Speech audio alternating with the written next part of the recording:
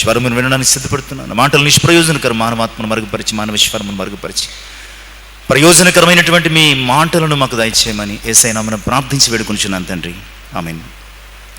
దేవునికి మహిమ కలుగును గాక. దేవుని ప్రేమించి ఆయన పరిశుద్ధ సన్నిధిని చేరువచ్చిన ప్రియ విశ్వాసులందరికీ మన ప్రభువును ప్రియరక్షకుడైన యేసుక్రీస్తు వారి పరిశుద్ధ నామములో శుభాలు తెలియజేస్తున్నాను. దేవుని మహోచితమైన కృపను బట్టి 2025వ సంవత్సరం నుంచి తిరిగి 26వ సంవత్సరం వరకు దేవునితో ఒక గడియ. ఈ సంవత్సర కాలంలో చాలామంది మనకు తెలిసిన వారు గతించిపోయారు. చాలామంది కదలలేనిటువంటి స్థితిలో మంచాలకు పరిమితం అయిపోయారు. చాలామంది స్వప్రదేశాలను విడిచిపెట్టి బ్రతుకు తెరువు కొరకు ఇతర ప్రదేశాలకు వెళ్ళిపోయారు. మన జీవితంలో దేవుడు అనుగ్రహించిన గొప్ప భాగ్యం ఇది. మనకు ఎంతో ఆశీర్వాదకరం. దేవుని సన్నిధిలో ఈ 40 దినాలు ఒక గంట గడపడం అనేది కేవలము మనకు మాత్రమే దక్కినటువంటి గొప్ప భాగ్యమని మనం ఎంచుకోవలసిన అవసరం ఉంది. ఎందుకంటే ఇద్దరు వ్యక్తులు మాట్లాడుకుంటే 100 సమస్యలు వచ్చే రోజుల్లో ఉన్నాం. 1000 పుకార్లు పుట్టే రోజుల్లో ఉన్నాం. లక్షలాది గొడవలు జరిగే పరిస్థితుల్లో ఉన్నాం. కనుక ఇద్దరు మనుషులు మాట్లాడుకోవడం కంటే దేవుడు మాట్లాడినప్పుడు వినడం చాలా ఆశీర్వాదకరం. ఇప్పుడు పెద్దలు పాడింది అదే చక్కటి పాట. నీ స్వరము మన జీవితానికి ఎవరి స్వరము పడితే వాళ్ళ స్వరం ఆశీర్వాదం కాదు, అది సమాధానాన్ని ఇవ్వదు, అది సంతోషాన్ని కూడా కలుగు చేయదు. కేవలము దేవుని స్వరము మాత్రమే మన జీవితానికి ప్రతి విధమైనటువంటి కృపను దయచేస్తుంది. కనుక ఈ 40 దినాలు మరి దేవుడు నడిపింపునిచ్చి ఒకవేళ పాడించాడేమో, కానీ ఈ 40 దినాలు చెప్పుకోవాలంటే ఒక టైటిల్ సాంగ్ లాగా మన యొక్క యాటిట్యూడ్ ఎలా ఉండాలంటే, అయ్యా నీ స్వరము వినిపించు, నీ దాసుడు ఆలకిస్తాడు, నీ దాసురాలుగా నేను ఆలకిస్తాను అనేటువంటి ఒక డెడికేషన్, ఒక కమిట్మెంట్తో మనం ఆయన సన్నిధికి రావాల్సిన బద్దులమై ఉన్నాం. అది ఖచ్చితంగా మనకు ఆశీర్వాదాలు. చాలామంది సాక్ష్యాలు చెప్తారు. పలానా మరి 40 దినాలు వచ్చానండి, లేదంటే పలానా టైంలో వచ్చానండి, పలానా కూటాలకు వచ్చానండి, పలానా శుక్రవారాలు వచ్చానండి, దేవుడు నా జీవితంలో పలానా కార్యం చేశాడు, పలానా అద్భుతం చేశాడు. అలాగని చెప్పేసి ఆయన కార్యాలు చేస్తాడు, అద్భుతాలు చేస్తాడు అని మాత్రం దేవుని సన్నిధికి ఎప్పుడు కూడా రాదు. ఆయనను ఆరాధించడానికి రావాలి, ఆయన స్వరమును వినడానికి రావాలి. అందును బట్టి మీ సమయంను శక్తిని వెచ్చించి ఆయన పరిశుద్ధ సన్నిధికి చేరువచ్చిన మరి ప్రియ సంఘ విశ్వాసులందరికీ కూడా నా ప్రత్యేక వందనాలు తెలియజేస్తున్నాను. దేవుడు మీరు దీవించి ఆశీర్వదించును గాక. ఈ దేవునితో ఒక గడియ ఇంచుమించు 2015లో అనుకుంటాను, గడిచిన సంవత్సరంలో నేను జ్ఞాపకం చేశాను. 2015వ సంవత్సరం నుంచి ఒక 2 సంవత్సరాలు కరోనా కాలంలో మనం ఆపేశాం. 2026వ సంవత్సరం అంటే ఇంచుమించుగా 15 నుంచి అంటే ఒక 10 సంవత్సరాలు, 9 సంవత్సరాలు అనుకుంటాను. 2 సంవత్సరాలు తీసేయండి, మొత్తానికి ఒక 8 సంవత్సరాల పైన. మొట్టమొదటిగా నిర్గమకాండం మీద ధ్యానం చేశాను, తర్వాత ప్రకటన గ్రంథం మీద, తర్వాత పరమగీతాల గ్రంథం మీద, తర్వాత అపోస్తుల కార్యముల గ్రంథం మీద, మరి తర్వాత కీర్తనల గ్రంథం మీద, తర్వాత రోమాపత్రిక మీద, తర్వాత యెహోషువ, న్యాయాధిపతులు. మరల గడిచిన సంవత్సరంలో ప్రకటన మనము తిరిగి ధ్యానం చేశాం రెండోసారి. ఇది మరి సమూయేలు మొదటి గ్రంథం. మరి ఏ గ్రంథాన్ని గురించి ఆలోచన చేయాలి అనుకుంటే కనుక మరి ఎక్కువ టైం లేకుండా దేవుడు వెంటనే సమూయేలు మొదటి గ్రంథము అనే ఆ విషయాన్ని ఒక ఆలోచన మరి కలుగు చేసినట్లుగా మరి నేను మీకు తెలియజేస్తున్నాను. అలాగే ప్రోగ్రామ్ షీట్ కూడా తయారు చేసేసాను, ప్రసాద్ని ఇచ్చేసి పంపించేసిన తర్వాత మళ్ళీ ఒక గంట తర్వాత అనుకుంటే ప్రసాద్కి వెంటనే ఫోన్ చేశాను. ప్రసాద్ అర్జెంటుగా నువ్వు ఇచ్చేసావా, ఇవ్వకుండా వెనక్కి తీసుకురా, నాకెందుకో వేరే తలంపు దేవుడు ఇస్తున్నాడు అంటే. టెక్స్చువల్గా కేవలం టెక్స్ట్లో ఏముందో, మొదటి అధ్యాయంలో ప్రార్థన ఉంది కాబట్టి ప్రార్థన, 2వ అధ్యాయంలో మరొకటి ఉంది కాబట్టి మరొకటి, టెక్స్చువల్గా ప్రిపేర్ అవ్వడం జరిగింది. కానీ ఎందుకో నేను నా పనులలో వెళుతున్నప్పుడు వేరే ఆలోచన, ఇది కరెక్ట్ కాదు, ఇది కరెక్ట్ కాదు. కొంచెము కాంటెక్స్చువల్గా దీనిని మనం సిద్ధపరచాల్సిన అవసరం ఉంది. టెక్స్ట్ అంటే కేవలము అక్షరముగా మనకి కనిపిస్తుంది. కాంటెక్స్చువల్ అంటే మన యొక్క సిచ్యువేషన్కి తగ్గట్టుగా మనం ఏం చేయాలో అది చాలా స్పష్టంగా మనతో మాట్లాడుతుంది. కనుక తీసుకొచ్చి నేను సాధారణంగా ప్రోగ్రామ్ షీట్ తయారు చేసినప్పుడు పెన్సిల్తో రాస్తాను. అది నాకు మేలైంది. మొత్తం అంతా రాయకుండా పెన్సిల్ అరేంజ్ చేసేసి మళ్ళీ ప్రతి సబ్జెక్టు ప్రతి అంశము కూడా వెళ్ళడం జరిగింది. మరి ఈ 40 దినాల ధ్యానము కూడా కాంటెక్స్చువల్ థీమ్స్ అనమాట అండి. కాంటెక్స్చువల్ మెసేజెస్, సిచ్యువేషనల్, మన పరిస్థితులకు, మన అనుభవాలకు, మన అవసరతలకు, మన ఆత్మీయ జీవితానికి చాలా దగ్గరగా మరి ఇవ్వబడినటువంటి, దేవుడు నడిపించబడినటువంటి విషయాలుగా మనం జ్ఞాపకం చేసుకోవాల్సిన అవసరం ఉంది. కనుక మరి ప్రతి ఒక్కరు కూడా దేవుని యొక్క కృపను సద్వినియోగపరచుకుందాం. ఈనాటి మొదటి ధ్యానము నిమిత్తం ఏర్పాటు చేయబడిన వాక్య భాగాలు సమూయేలు మొదటి గ్రంథం, మొదటి అధ్యాయము 9 నుంచి 20 వచనాలు, లూకాసు వార్త 22వ అధ్యాయం 54 నుంచి 62 వచనాలు. అంశము ఎక్కడ ఏడుస్తూ ఉన్నావు, ఎక్కడ ఏడుస్తూ ఉన్నావు.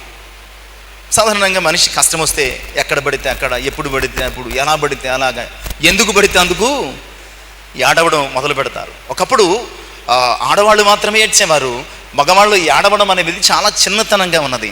ఇప్పుడు ఆడవాళ్ళు ఏడవడం తగ్గింది, మగవాళ్ళు ఏడవడం పెరిగింది. కారణాలు అనేవి మనకే తెలియాలి. రివర్స్ అయిందనమాట అండి, పరిస్థితులన్నీ రివర్స్ అయిపోయినాయి. ఏది ఏమైనప్పటికీ ఎవరు ఏడ్చారు, ఎవరు ఏడవలేదు అన్నది పక్కన పెట్టండి. ఈరోజు అంశము ఏమిటంటే ప్రియులారా, నీవెక్కడ ఏడుస్తున్నావు, దానిని బట్టి నీ జీవితంలో ప్రతిఫలం ఉంటుంది. నువ్వు ఎక్కడ ఏడుస్తున్నావో, ఎక్కడ బాధపడుతున్నావో, ఎక్కడ దుఃఖపడుతున్నావో.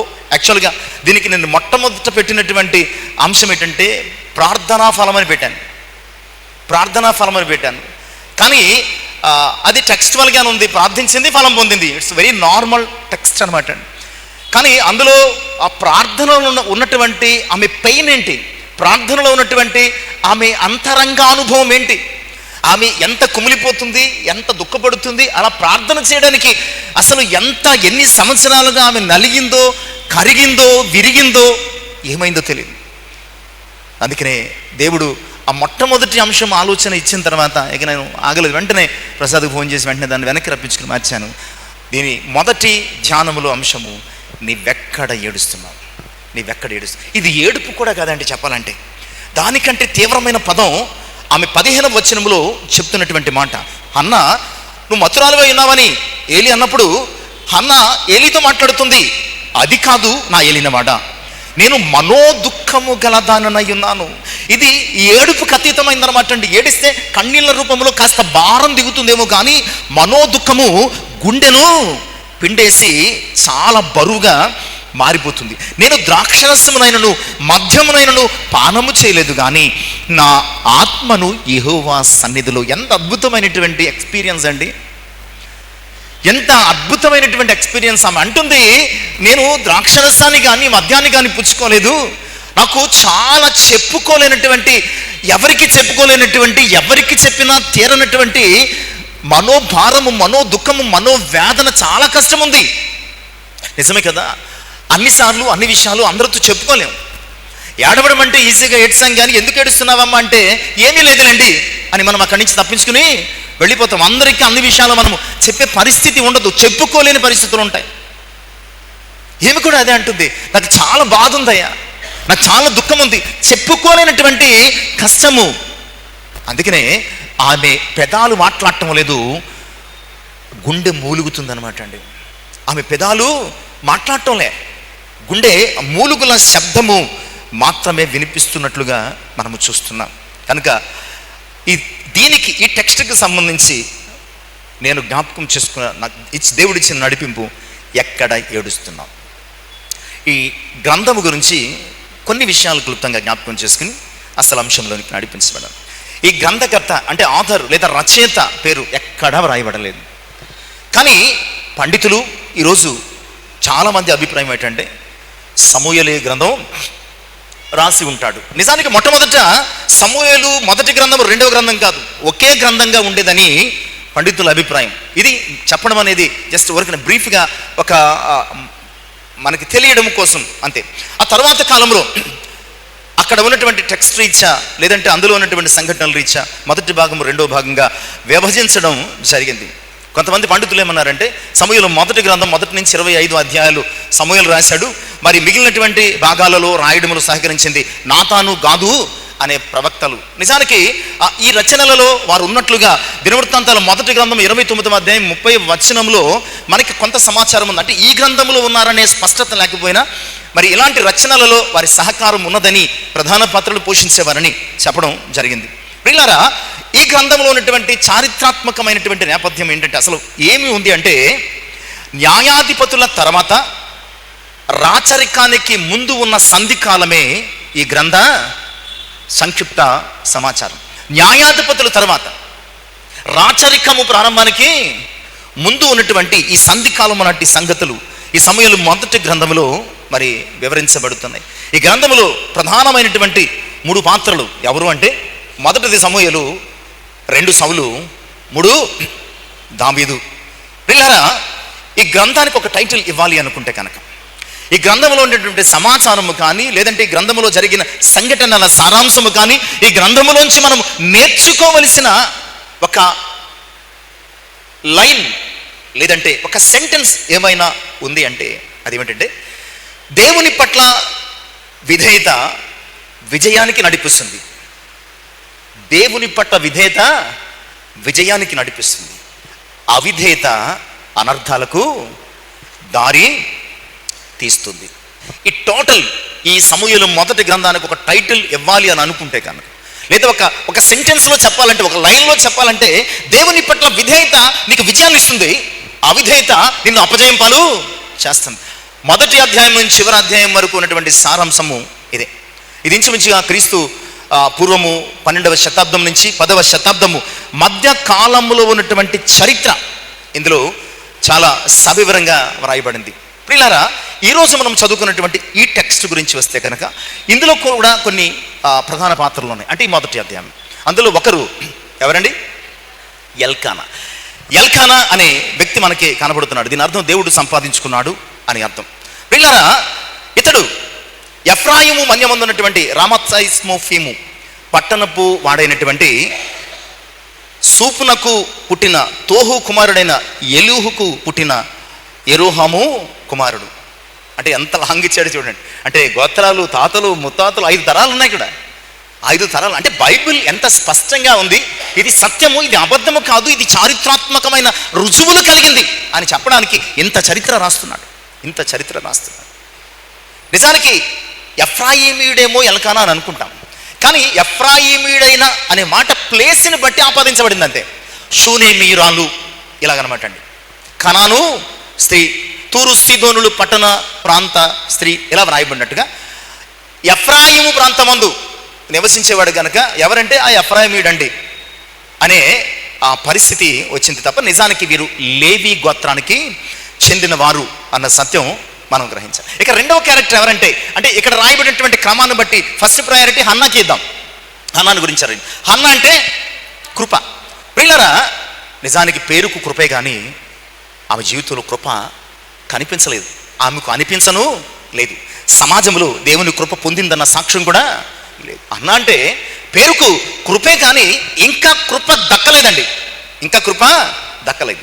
కారణం ఏంటంటే 5వ వచనంలో ఒక చక్కని మాట వ్రాయబడుతుంది, యెహోవా ఆమెకు సంతు లేకుండా చేసింది. నిజమే కదా, బిడ్డలు కలగాలంటే దేవుని కృప ఉండాలి, దేవుని కృప మాత్రమే ఉండాలి. కనుక ఈమె మాటకు కృప అనే అర్థం ఉన్నప్పటికీ ప్రియులారా, ఆయన దేవుడు ఆమెను జ్ఞాపకం సంతు లేకుండా చేశాడు. ప్రియులారా, సంతు లేకుండా దేవుడు చేయడం ఏంటంటే, ప్రియులారా, దేవుడు మన జీవితంలో ఒకటి ఇవ్వకపోవడానికి, ఒకటి తీసివేసుకోవడానికి, ఒకటి ఆలస్యం చేయడానికి ఖచ్చితంగా ఒక రీజన్ అనేది ఉంటుంది. వితౌట్ రీజన్ ఆయన ఏది కూడా చేయడు. అందుకనే పరిశుద్ధాత్ముడు చాలా క్లియర్గా రాస్తాడు, సంతులు ఆయనే చేశాడు, కావాలని చేశాడు. కావాలని చేయకపోతే కమిట్మెంట్స్ అనేవి మన నుంచి రావు. మన నుంచి కమిట్మెంట్స్ రావాలంటే కొన్ని విషయాలు ఆయన కావాలని మన జీవితంలో ఆపుతాడు, తొక్కి పెడతాడు, వెనక్కి లాగుతాడు, అందకుండా చేస్తాడు, దూరం చేస్తాడు. ఆ కమిట్మెంట్ మన నుంచి వెళ్ళిన తర్వాత దేవుడు అది ఇవ్వడానికి సిద్ధపడతాడు. ఈ కారణం చేత హన్నా పట్ల చాలా ఇష్టత కలిగిన వాడు ఎల్కానా.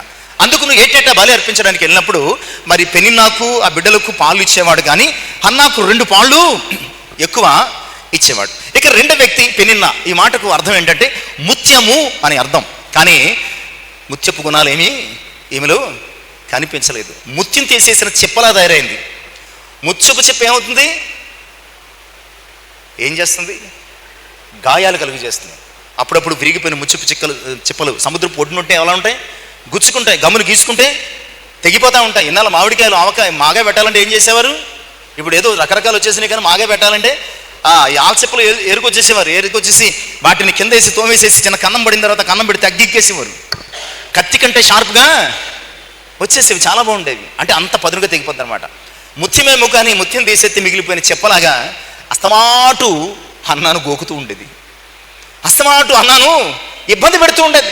అస్తమాటు అన్నాను విసిగిస్తూ ఉండేది. అస్తమాటు అన్నాను తిడుతూ ఉండేది. నువ్వు గొడ్రాలువే, నువ్వు గొడ్రాలువే, నువ్వు గొడ్రాలువే. అందువల్ల ముఖ్యంగా ఈ ఫ్యామిలీ కలిసి వెళ్ళాల్సినటువంటి సమయంలో దేవాలయానికి వెళ్ళినప్పుడు కానీ, మొక్కుబడి చెల్లించాల్సి వచ్చినప్పుడు కానీ ఇలా విసిగిస్తున్నందువల్ల ఆమె చాలా ఏడ్చిందట. ఎవరు? హన్నా ఏడుస్తూ భోజనం తినడం మానేసేసిందంట. తినడం మానేసేసి ఏడుస్తూ కూర్చుండేది.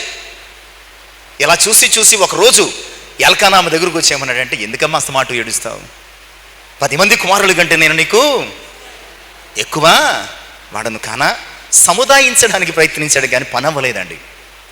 సముదాయించడానికి ప్రయత్నించాడు కానీ పని అవ్వలేదు. ఆమె ఏడుస్తూనే ఉన్నట్లుగా మనము చూస్తున్నాం. ప్రియులారా, ఈ అధ్యాయంలో ఎక్కువ స్ఫురించేది, కదిలించేది ప్రధానమైనటువంటి అంశం ఏమంటే హన్నా ఏడ్పు.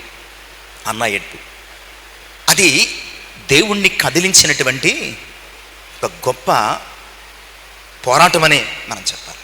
కానీ మొట్టమొదటిగా ఈరోజు నువ్వు ఎక్కడ ఏడుస్తున్నావు అనే టైటిల్ పెట్టడానికి కారణం ఏంటంటే, హన్నా మొదట తన వైరి పెనిన్నాను హన్నాను మరి ఈ చెప్పడానికి ఇద్దరి మధ్య ఉపయోగించినటువంటి పదం ఏంటి?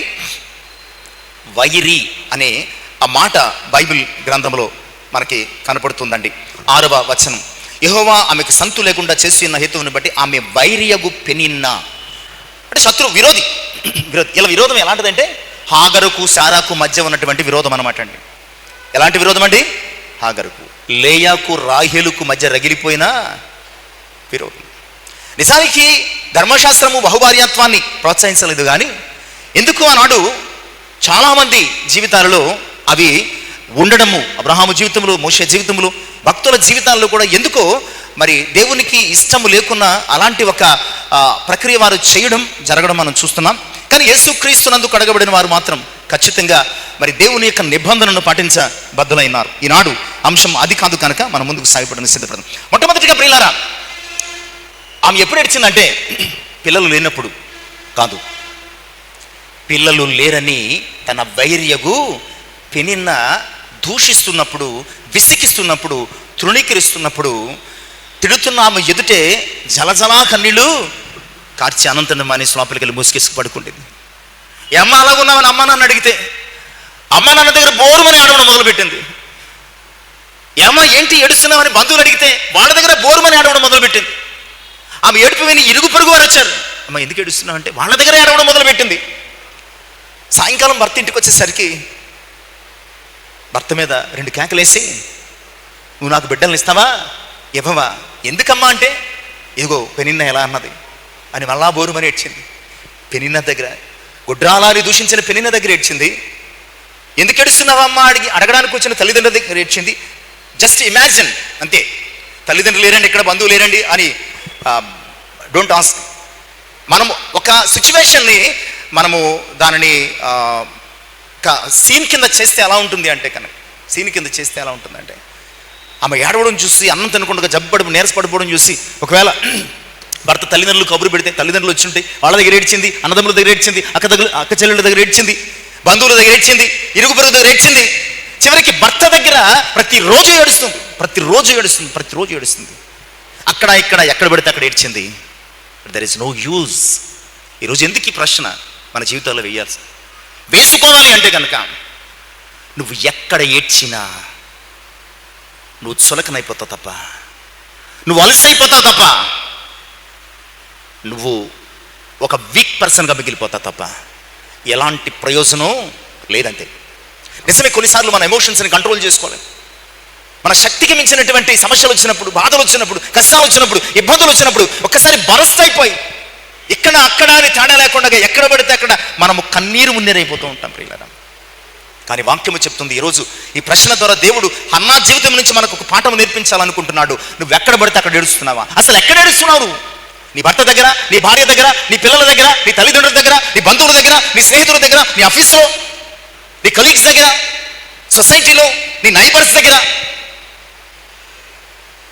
ఎవరికో బాధలు చెప్పుకుని ఎక్కడెక్కడో ఏడుస్తూ ఉంటే సమస్యలు పరిష్కారం కావు. నీ వ్యక్తిత్వం చులకన అయిపోతుంది. నీ వ్యక్తిత్వం ఏమైపోతుంది? కనుక దయచేసి చెప్తున్నాను, ఎప్పుడు ఎవ్వరి దగ్గర ఏడవద్దు, ఎవరి దగ్గర ఏడవద్దు. వీలైతే తట్టుకోలేకపోతే లోపలికి వెళ్ళిపోయి ముసిగేసుకుని ఏడు. ఎవరి దగ్గర ఏడవద్దు. ఏడ్చింది ఏడ్చింది ఏడ్చింది ఏడ్చింది. ఫైనల్గా ఎల్కన్ ఒకటే చెప్పాడు, అమ్మా ఒక్క కుమారుడు గురించి అడుగుతున్నావు, నేను 10 మంది కుమారులతో సమానమని సింపుల్గా తెలియజేశాడు. స్త్రీకి ఆ సమాధానం రుచిస్తుందా? అప్పుడు జ్ఞాపకం వచ్చింది.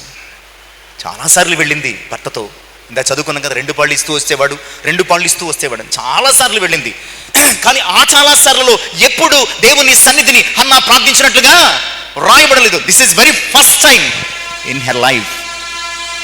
ఆసారి వెళ్ళినప్పుడు 10వ వచనము చెప్తున్న సత్యం చదువుకుందామండి. ఆసారి వెళ్ళినప్పుడు బహు దుఃఖాక్రాంతురా, ఇక అంటే ఎక్కడ పడితే అక్కడ ఏడ్చి ఏడ్చి ఏడ్చి బరస్ట్ అయిపోయి ఇక ఫైనల్లీ దేవుని సన్నిధికి వచ్చిందనమాట. ఇక మోయలేని వాపాలైనటువంటి భారముతో దుఃఖముతో దేవుని సన్నిధికి వచ్చేసింది. దుఃఖాక్రాంతురాలై వచ్చి యెహోవా సన్నిధిని ప్రార్థన చేయొచ్చు. ప్రార్థన అంటే ఏడిపే, ఇంకేమీ లేదు ఈమె చెప్పడానికి కదండి. ఈమె ప్రార్థన చేస్తుందంటే పదాలు పలుకుతుంది అనుకునేరు. ఈమె పదాలు పలకటం లేదు, ఏడుస్తుంది ఏడుస్తుంది.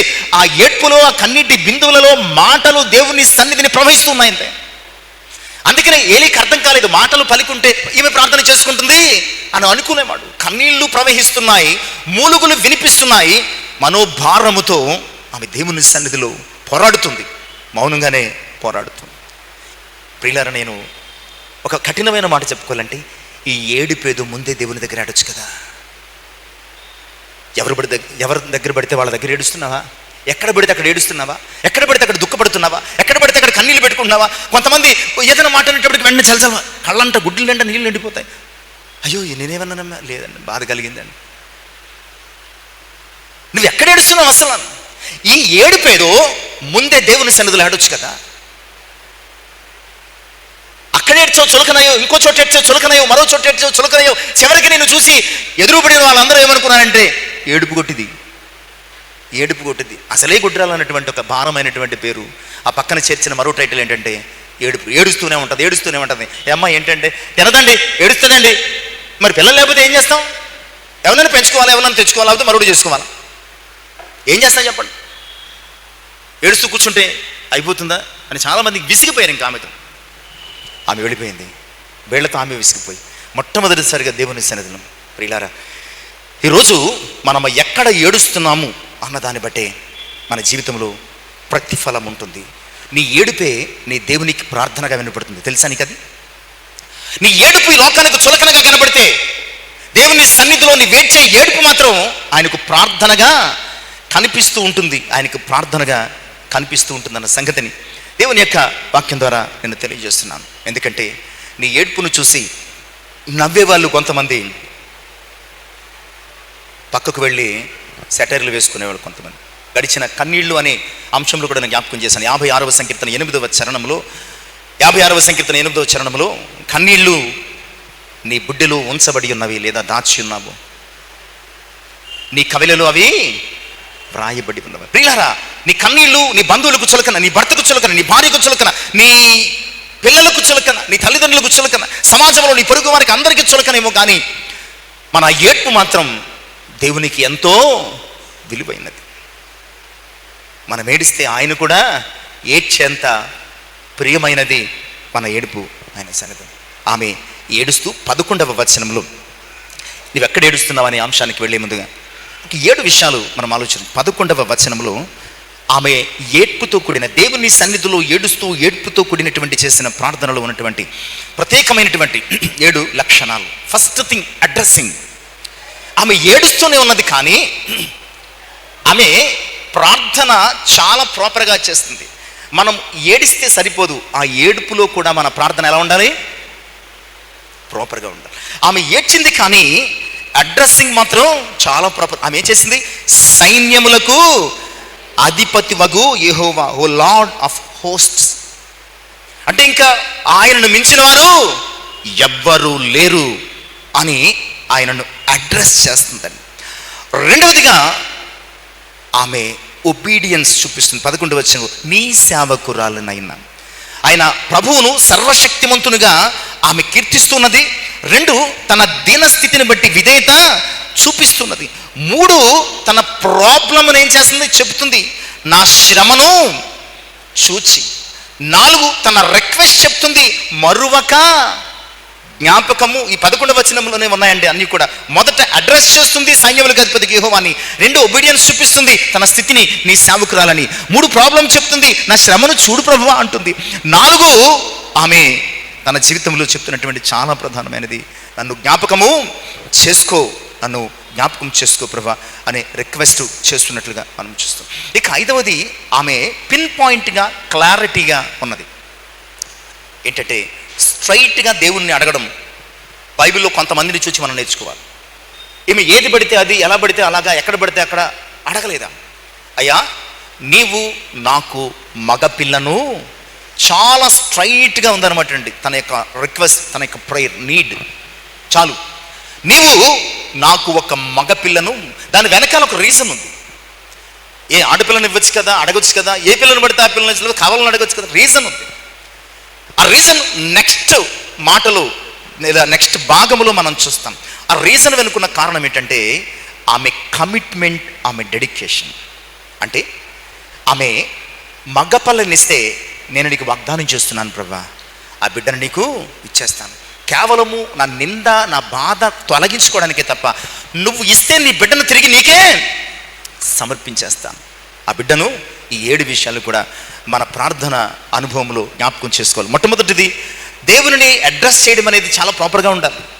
నీ ఫ్రెండ్తో కాదు మాట్లాడుతున్నావు, సర్వశక్తిమంతుడైన దేవునితో. ఇక 2వది, ఆయన సన్నిధిలో ఒబీడియన్స్తో ప్రార్థించాలి. 3వది, నీ ప్రాబ్లం చెప్పుకోవాలి. 4వది, రిక్వెస్ట్ చేయాలి. నువ్వు చేసే ప్రార్థనలో 5వదిగా క్లారిటీ ఉండాలి. 6వదిగా దేవా నాకు ప్రామిస్ చేయమండం కాదు, నువ్వు ప్రామిస్ చేయాలి.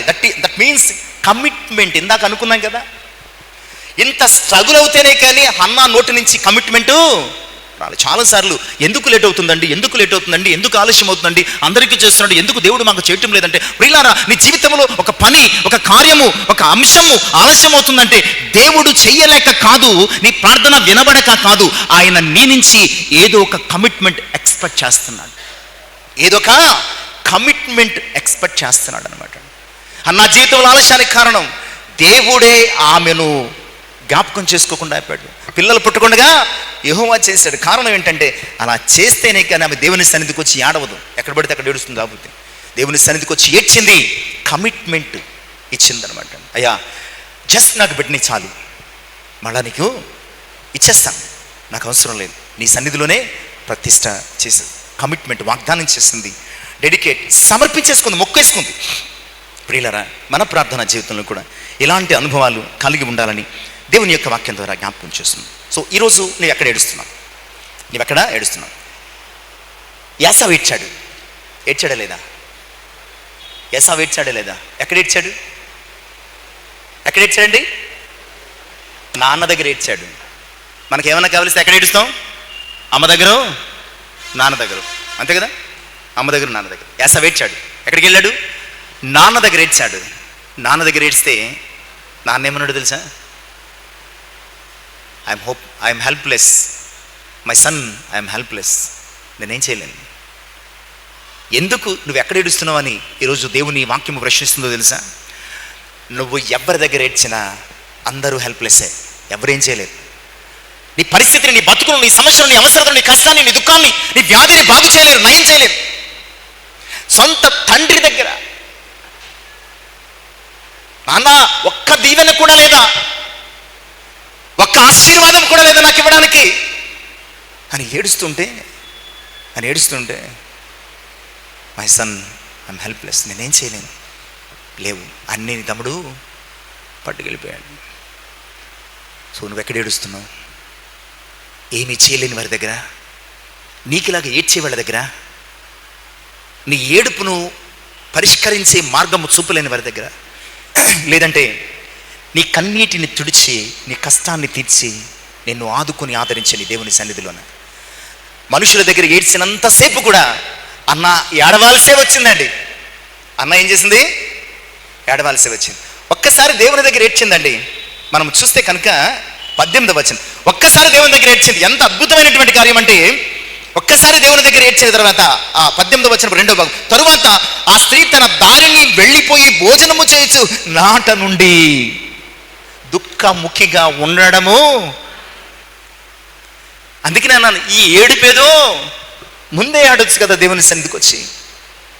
ఒక్కసారి దేవుని సన్నిధికి లేచిందండి. అప్పటి నుంచి అన్నం మానాల్సిన అవసరం లేదు, ఏడాల్సిన అవసరం లేదు, దుఃఖపడాల్సిన అవసరం. ఎందుకంటే పెనిన్న దగ్గర ఏడ్చినప్పుడు మళ్ళా ఏడ్చింది, భర్త దగ్గర ఏడ్చినప్పుడు మళ్ళా ఏడ్చింది, తల్లిదండ్రుల దగ్గర ఏడ్చినప్పుడు మళ్ళా ఏడ్చింది, బంధువుల దగ్గర ఏడ్చినప్పుడు మళ్ళా ఏడ్చింది, అన్నదమ్ములు అక్కచెల్లెలు ఎక్కడ ఏడ్చినా మళ్ళా ఏడాల్సి వచ్చింది. కానీ దేవుని సన్నిధిలో దేవుని దగ్గర ఒక్కసారి ఏడిస్తే మళ్ళా ఏడాల్సిన అవసరం రాలేదు. అందుకని ఈరోజు పరిశుద్ధాత్ముడు ప్రశ్నిస్తున్నాడు, మళ్ళీ మళ్ళీ ఏడాలనుకుంటే ఎక్కడ పడితే అక్కడ ఏడు. నువ్వు మళ్ళీ మళ్ళీ ఆడాలనుకుంటే ఎక్కడ పడితే అక్కడ ఏడు. మళ్ళీ ఏడవకూడదనుకుంటే నీ దేవుని దగ్గర ఏడు. నువ్వు మళ్ళీ ఏడవకుండా ఉండాలంటే నీ దేవుని దగ్గర ఏడు. ఆయన మన కన్నుల నుండి ప్రతి బాష్ప బిందువును తుడిచి వేస్తాడు అన్న సంగతిని. యాకోబు ఏడ్చాడు. ఇందాక ఏం చేసాం? యాసావు ఏడ్చాడు అన్నాం. ఇప్పుడు యాకోబు ఏడ్చాడు. ఎక్కడ ఏడ్చాడు చెప్పండి? ఎగ్జామ్ ఉంటుంది అనుకుంటున్నారేమో, అలాంటి ఆశలు పెట్టుకోకండి. ఏమో నాకు తెలియదు, నన్ను అడగండి, నాకు సంబంధం లేదు ఆ విషయం. యాకోబు ఏడ్చాడు. ఎక్కడ ఏడ్చాడు ఏమండి? యబ్బోకు దగ్గర పౌరుషంగా పోరాడు, మగసిరి గలవాడై. యబ్బోకు దగ్గర పోరాటాన్ని ఏమన్నారో తెలుసా? యాకోబు మగసిరి గలవాడై పోరాడాడన్న మాట ఉపయోగిస్తాడు భక్తుడు. ఎక్కడ ఏడ్చాడంటే కొడుకుల దగ్గర ఏడ్చాడు. ఎందుకు ఏడ్చాడు తెలుసా? ఆదికాండం 37వ అధ్యాయం 35వ వచనం, కొడుకుల దగ్గర ఏడ్చాడు. ఎందుకంటే అమితంగా ప్రేమించినటువంటి యోసేపు యొక్క అంగీని రక్తంలో ముంచి తీసుకొచ్చి చూపిస్తే గుండెలు బాదుకుని ఏడ్చాడు. ఎవరి దగ్గర ఏడ్చాడో తెలుసా? ఎవరైతే తన కొడుకును తనకు దూరం చేశారో. ఎవరి దగ్గర ఏడ్చారండి? ఎవరైతే తన కొడుకును తనకు దూరం చేశారో వాళ్ళ దగ్గరే, ఆ మోసగాళ్ళ దగ్గర ఏడుస్తున్నాడు, ఆ వంచకుల దగ్గర ఏడుస్తున్నాడు, ఆ భయంకరమైనటువంటి దుర్మార్గుల దగ్గరే ఏడుస్తున్నాడు. నువ్వెక్కడ ఏడుస్తున్నావు? దుర్మార్గుల దగ్గర, మోసగాళ్ళ దగ్గర, నయవంచకుల దగ్గర, లేదా నీ పట్ల నా పట్ల నమ్మకముగా పనిచేసిన దేవుని దగ్గర ఎక్కడ ఏడుస్తున్నావు? ఏడుస్తూనే ఉన్నాడు. మళ్ళా యోసేపు దగ్గర నుంచి కబురు వచ్చే వరకు కొన్ని ఏళ్ళు ఏడుస్తూనే ఉన్నాడు. నేను అందుకనే చెప్తాను, నువ్వు ఎక్కడ ఏడుస్తున్నావు? యాసావు వలె తండ్రి దగ్గర ఏడుస్తున్నావా? ఎవరైనా నేనేం చేయలేను అని చేతులు దులిపేసుకుంటాను. యాకోబు వలె బిడ్డల దగ్గర ఏడుస్తున్నావా? ఎంత ఏడ్చినా నిజము చెప్పలేదు వాళ్ళు, ఎంత ఏడ్చినా నిజము చెప్పలేదు. అందుకనే అన్న వాళ్ళ దగ్గర వీళ్ళ దగ్గర ఏడ్చి చివరికి దేవుని సన్నిధికి వచ్చి ఏడ్డ మొదలుపెట్టింది. ఒక్కసారి దేవుని సన్నిధిలో ఏడ్చిందండి, ఇక మళ్ళా ఏడాల్సిన అవసరం. ఎందుకు ఏడాల్సిన అవసరం లేదో తెలుసా? 61వ అధ్యాయము యెషయా గ్రంథము 3వ వచనం. యెషయా గ్రంథం 61వ అధ్యాయం 3వ వచనం, సీయోనులో దుఃఖించు వారికి ఉల్లాస వస్త్రము ధరింపచేయుటకు, బూడిదకు ప్రతిగా పూదండను, దుఃఖమునకు ప్రతిగా ఆనంద తైలమును, భారభరితమైన ఆత్మకు ప్రతిగా స్తుతి వస్త్రమును వారికి ఇచ్చుటకు ఆయన నన్ను సీయోనులో దుఃఖించు వారికి. సీయోను అనగా దేవుని సన్నిధి, దేవుని మందిరము, దేవుని మహిమ నిలుచు స్థలం. దేవుని మందిరములు ఏడిస్తే, దేవుని కాళ్ళ దగ్గర ఏడిస్తే, దేవుని సన్నిధిలో ఏడిస్తే, దేవుని ఎదుట నీవు ఏడవగలిగితే కనుక నువ్వు మళ్ళా ఏడాల్సిన అవసరం లేదు. ఎందుకంటే నీ దుఃఖాన్ని ఆయన ఉల్లాస వస్త్రంగా మార్చేస్తాడు, బూడిదకు ప్రతిగా పూదండిస్తాడు, దుఃఖమునకు ప్రతిగా ఆనంద తైలమును, భారభరితమైన ఆత్మకు ప్రతిగా స్తుతి వస్త్రమును ఆయన మనకు ధరింపచేస్తాడు. ఫైనల్లీ దేవుడు ఆమెను జ్ఞాపకం చేసుకున్నాడు 19వ వచనంలో. తర్వాత ఆమెకు చక్కటి కుమారుడు పుట్టాడు. ఈరోజు మళ్ళా అంశానికి వద్దాం. ఒక 7 విషయాలు మనం జ్ఞాపకం చేసుకుందాం. 8:10 అయింది. 7 విషయాలు 7 నిమిషాలు చెప్పేస్తాను. ఎందుకంటే అసలు టెక్స్ట్ మీద మనం స్ట్రెస్ పెట్టకపోతే నువ్వు ఎక్కడ ఏడుస్తున్నావు నీకు అర్థం కాదు. ఈ మిగతా విషయాలు ఏంటంటే జస్ట్ మనము ఎలాంటి ఏడుపులో ఉన్నాం. మొట్టమొదటిగా గోడ వైపు తిరిగి ఏడ్చినవాడు. గోడ వైపు తిరిగి ఏడ్చినవాడు. యెషయా 30 వెరీ సింపుల్, చాలా చిన్న చిన్న ప్రశ్నలు వేస్తాను, మిమ్మల్ని ఇబ్బంది పెట్టను. యెషయా 38:3 గోడ వైపు తిరిగి ఏడ్చినవాడు. అటువైపు ఎవరున్నారు? మరి అటువైపు ఎవరున్నారు అంటే మంత్రులు ఉన్నారు, సైన్యాధ్యక్షులు ఉన్నారు, రాజుకు సంబంధించినటువంటి అనేక మంది అక్కడ ఉన్నారు. వారి దగ్గర ఏడిస్తే వెంటనే వచ్చేసి రాజా ఏమైంది, రాజా ఏమైందని చాలా ఓదార్చేవారేమో. వారి ఓదార్పు అతనికి ఇష్టం లేదు. పైగా ఓదార్చేవారు పక్కకెళ్ళి ఏం చెప్పుకుంటారో తనకు బాగా తెలుసు. అందుకని గోడ వైపు తిరగడం అంటే గోడను చూడడం అని కాదు, లోకము వైపు నుంచి, లోక సహాయం వైపు నుంచి, లోకము దగ్గర స్వస్థత పొందుతాను అన్నటువంటి పరిస్థితి నుంచి అభిముఖంగా అంటే దేవుని వైపు తిరిగి ఏడ్చాడు.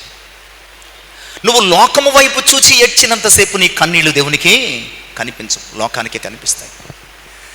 అందుకనే హిజ్కియా ఆ సభ వైపు కానీ, తన పరివారం వైపు కానీ, తన సైనికుల వైపు కానీ, తన మంత్రుల వైపు కానీ చూచి ఆడవలేదు.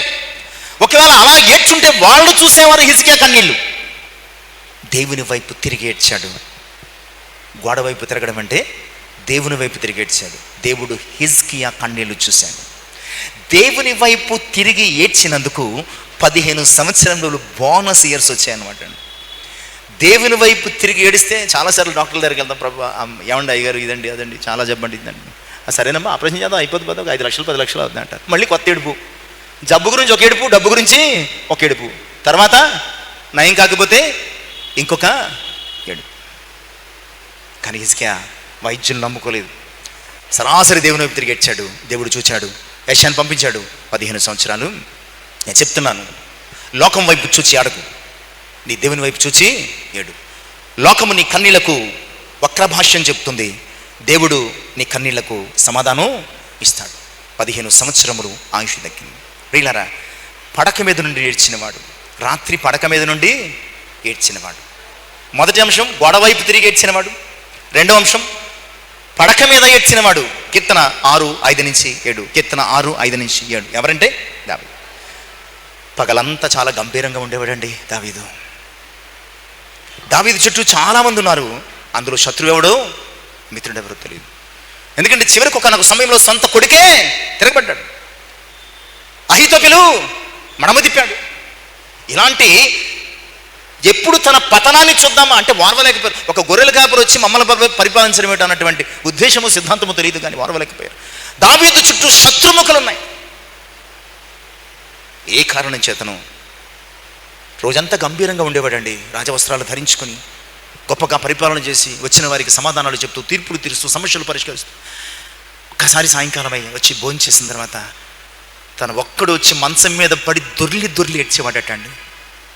మంచం మీద పడి దొర్లి ఆ వచనాలు టైం లేదు నేను చదివించడానికి ఇష్టపడతాను. 5-7 వచనాల్లో దొర్లి పరుపు తేలిపోయిందటండి, పరుపు తడిచిపోయిందట. ఒక రాజు, ఎందుకంటే దావీదు గొర్రెల కాపరిగా పరుపుల మీద పడుకునే యోగ్యత అతనికి లేదు. పరుపు తడిచిపోయింది, తేలిపోయిందంటే ఇతడు ఈ కీర్తన రాస్తున్నప్పటికీ ఏ స్టేటస్లో ఉన్నాడు?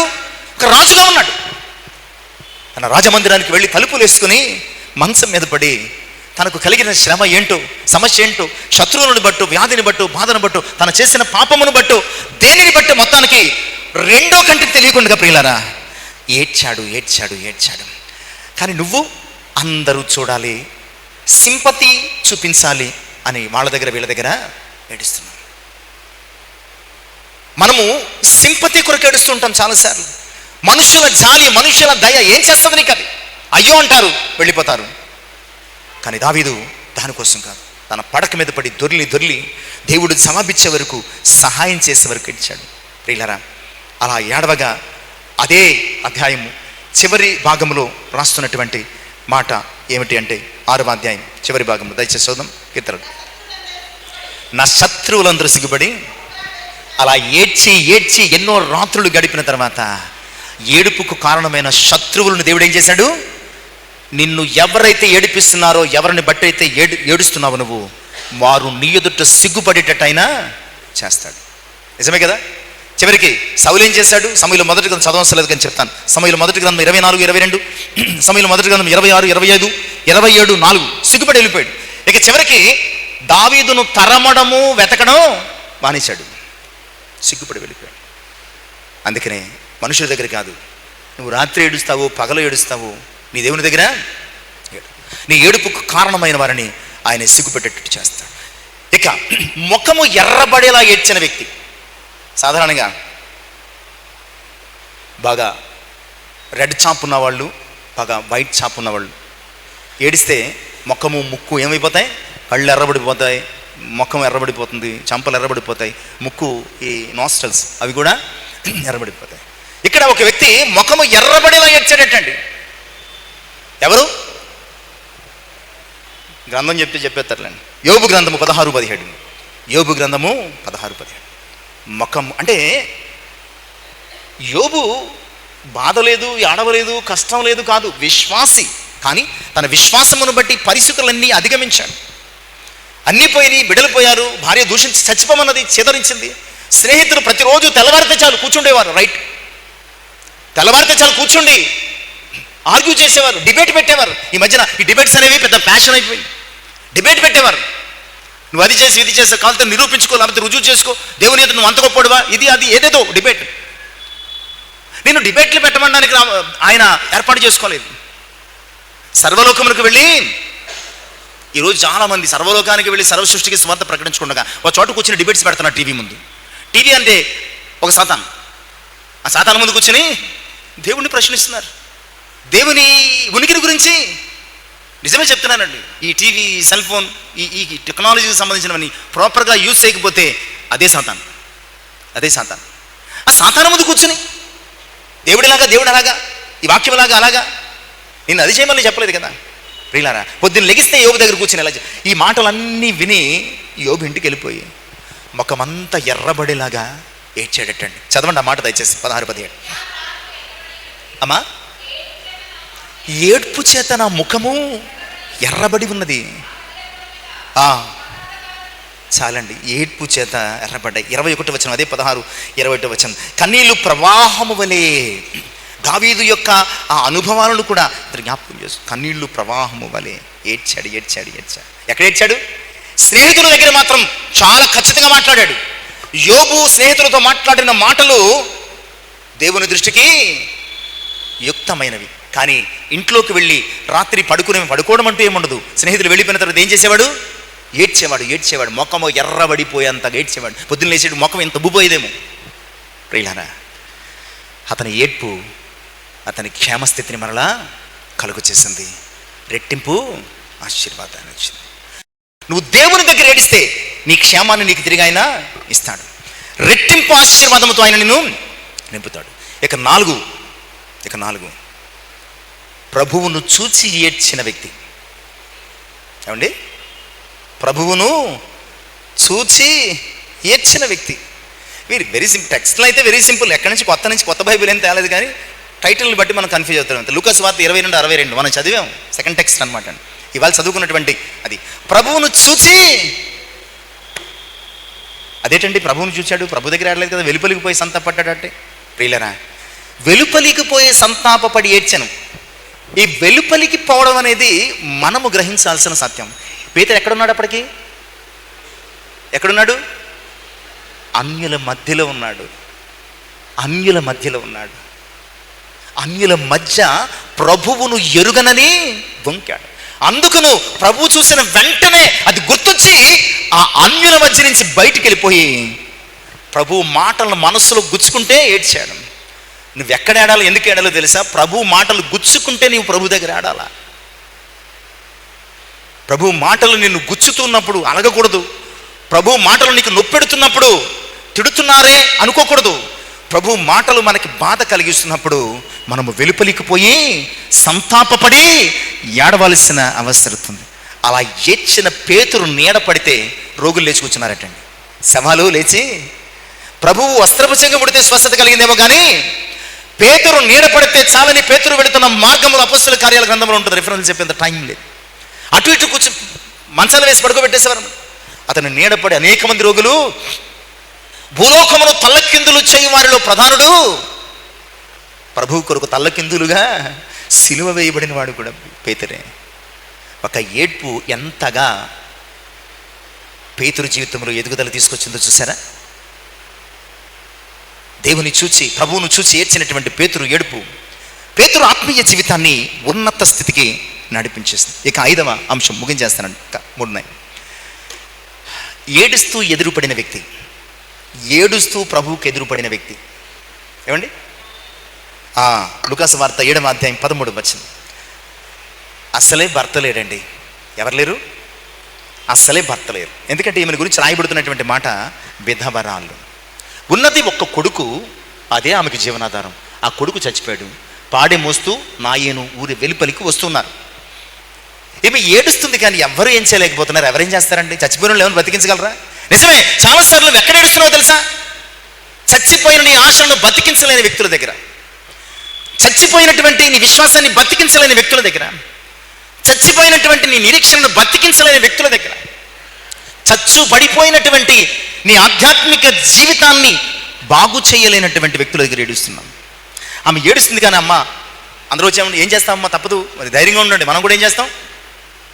ఇంకా కొన్ని చోట్లకి వెళ్తే ఏమి చెప్పడానికి ఉండదు. 100 సార్లు 10 సార్లు అదే ధైర్యంగా ఉండండి, ధైర్యంగా ఉండండి. అదే మనం ఏం చేయలేము, ఎందుకంటే మనం కూడా చచ్చిపోయేవారు. అక్కడ ఉన్న వారందరూ కూడా ఆమె ఏడుపును చూసి, అమ్మ ధైర్యం తెచ్చుకో, ధైర్యం తెచ్చుకో, మేము ఉన్నాం కదా, ధైర్యం తెచ్చుకో, మేము ఉన్నాం కదా, ధైర్యం తెచ్చుకో, మేము ఉన్నాం. ఇలా ఏడుస్తూ ఏడుస్తూ ఆమె ఎవరికి ఎదురుపడింది? ఆమె ప్రభువుకు ఎదురుపడనంతసేపు ఏడిచింది. ఒక్కసారి ప్రభు ఎదురుపడితే ఏడవలసిన అవసరం లేకుండా పోయింది. వాడి ఆపి ముట్టి అతనిని లేపి ఆమెకు అప్పగించాడు. సంతోషంగా ఇంటికి వెళ్ళిపోయింది. ప్రియులారా, నువ్వు ఏడుస్తూ ఎవరికి ఎదురుపడుతున్నావు? నువ్వు ఏడుస్తూ ప్రభువుకి ఎదురుపడితే నువ్వు సంతోషంగా తిరిగి ఇంటికి వెళతావు. అదే లోకానికి ఎదురుపడితే నవ్వులు పాలు అయిపోతావు. కనుక నీ ఏడ్పుతో ప్రభువుని ఎదుర్కో, ఆయన నేను సంతోషంగా మారుస్తాడు. ఏడుస్తూ, ఇది వెరీ సింపుల్, చాలా సింపుల్గా చెప్తారు. ఏడుస్తూ ప్రభు పాదాలు కడిగిన వ్యక్తి, ఏడుస్తూ ప్రభు పాదాలు కడిగిన వ్యక్తి ఎవరండి? నేను లాస్ట్ టైం ఎందుకని తిట్టాను, నేను ఆవిడ మగ్ధులైన మరియమ్మ కన్నా మనం బుద్ధి లేని మరియలమని. ఏడుస్తూ పాదాలు కడిగింది ఎవరు? లూకాసు వార్త 7వ అధ్యాయము 38వ వచనం. పాపపు స్త్రీ మగ్ధలేని మరియ కాదు. ఎవరండి? పాపపు స్త్రీ. మగ్ధలేని మరియను పాపపు స్త్రీ అని ఎవరన్నారు? ఆమె గురించి రాయబడిన మాట 7 దయ్యాలు పట్టింది అన్నారు. అంతే అంతే తప్ప వ్యభిచారంలో పట్టబడిందని చెప్పారా? వాక్యంలో ఎక్కడైనా చూసారా మీరు?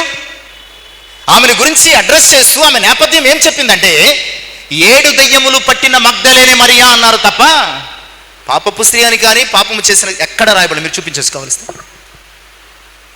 ఆమె వేరు, ఈమె వేరు. ఈమె పేరు అవసరం లేదేమో పరిశుద్ధాత్ముడు చెప్పలేదు. పాపపు స్త్రీ ఎక్కడ ఏడ్చింది? ఆయన పాదాల దగ్గర ఏడ్చింది. నువ్వెక్కడ ఏడాలా? నువ్వెక్కడ ఏడుస్తున్నావు? దేవుని పాదాల దగ్గర ఏడిస్తే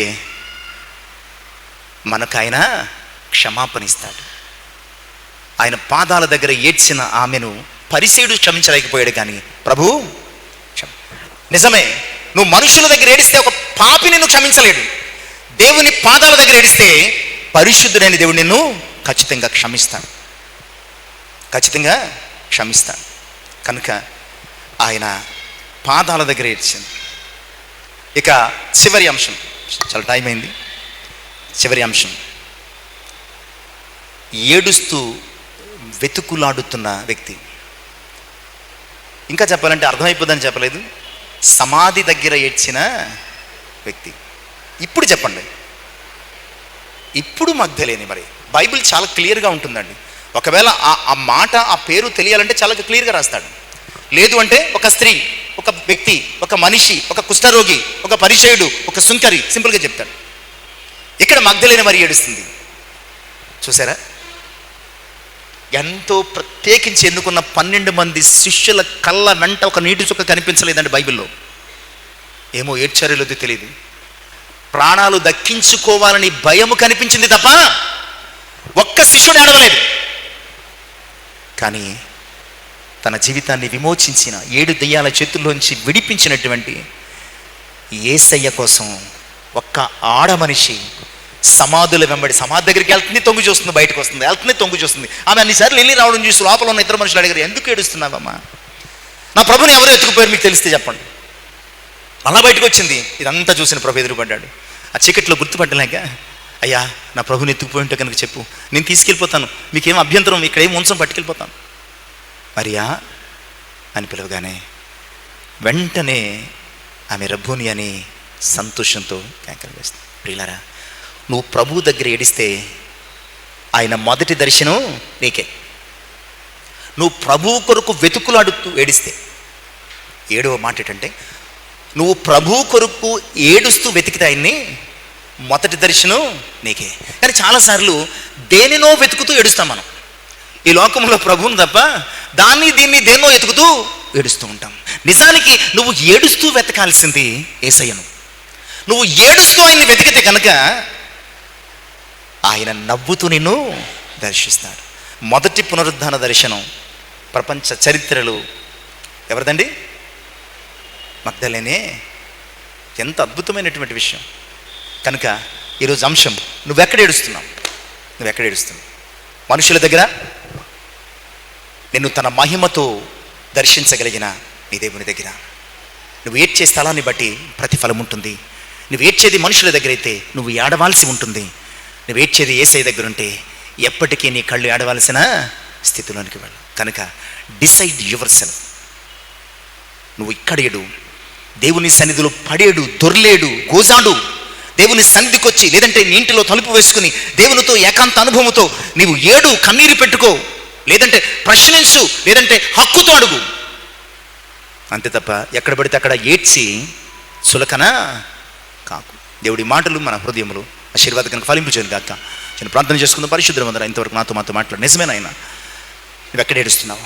చాలాసార్లు మనుషులంగా మాకున్న కష్టాలు, బాధలు, వ్యాధులను బట్టి ఎక్కడ పడితే అక్కడ, ఎందుకు పడితే ఎవరు పడితే ఏడుస్తూ చులకనైపోతూ అలసైపోతూ మా వ్యక్తిత్వాన్ని, మా భక్తితత్వాన్ని కోల్పోతున్నామయ్యా.